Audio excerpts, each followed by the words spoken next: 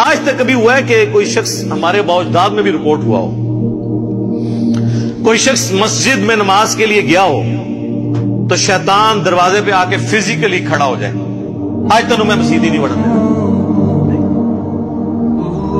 اور یہ بھی نہیں ہوگا کہ اذان ہو اور آپ کے پاؤں آٹومیٹکلی مسجد کی طرف چل پڑے، یہ بھی نہیں ہوگا، ورنہ تو جنت اور جہنم کا کنسپٹ ختم ہو جائے گا۔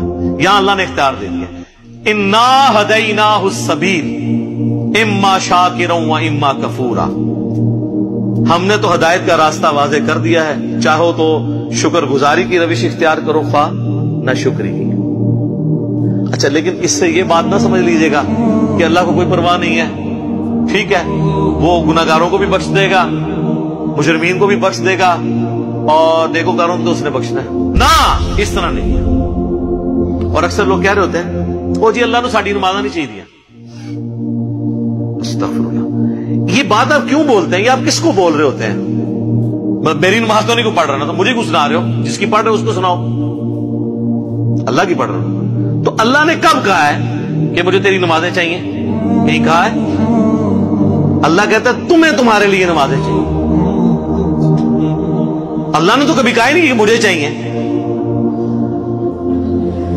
اس فلسفے کو اللہ تعالیٰ نے سورہ الزمر میں بیان کیا ہے، مسئلہ تقدیر بھی حل کرنے والی یہ آیت ہے، اور سارے مسئلے، یہ اکثر لوگ کہتے ہیں نا جو کچھ ہو رہا ہے نا جی اللہ کی مرضی سے ہی ہو رہا ہے جی، یہ اکثر آپ سنتے ہوں گے کہ دنیا میں جو کچھ ہو رہا ہے نا جی اللہ کی مرضی سے ہو رہا ہے۔ نہیں سر، ایسے نہیں ہے،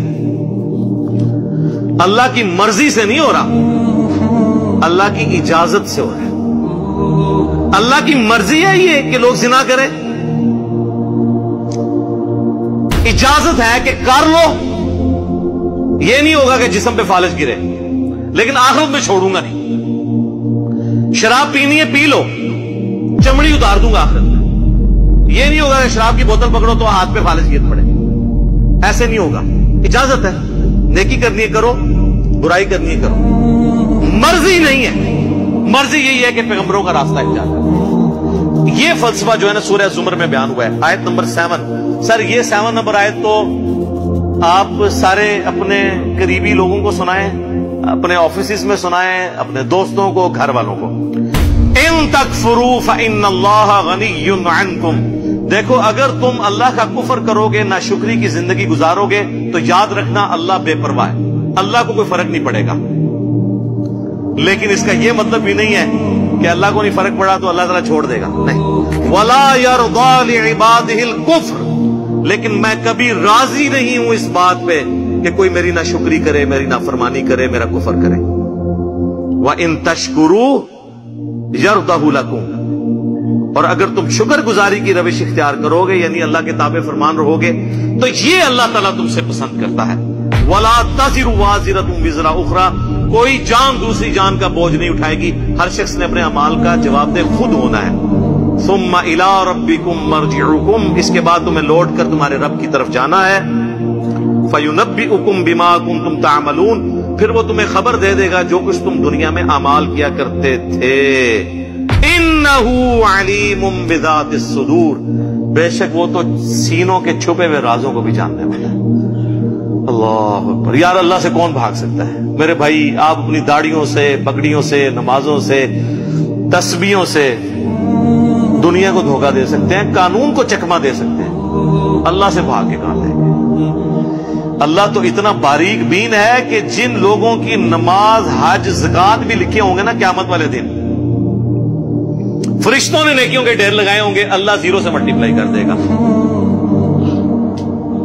اللہ سے بڑا ڈاٹا سر، اللہ بڑا ڈاٹا جی۔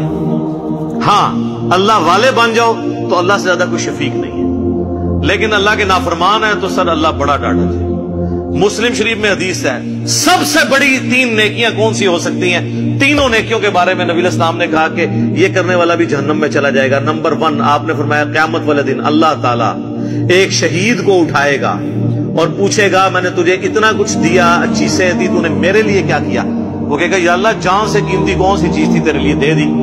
تو اللہ تعالیٰ فرمائے گا تو نے جان اس لیے دی کہ لوگ تجھے بہادر کہیں، تو دنیا نے تیری بڑی تعریف کی، تو دنیا سے اپنا اجر لے چکا ہے، میرے ہاں کوئی اجر نہیں، اوندا منہ کر کے جہنم میں۔ فرشتوں نے اسے شہید لکھا ہوا ہے، اللہ نے کہا نا،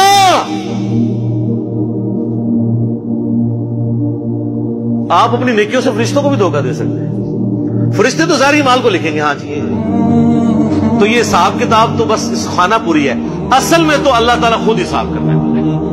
اللہم حاسبنی حسابا یسیرا، آمین.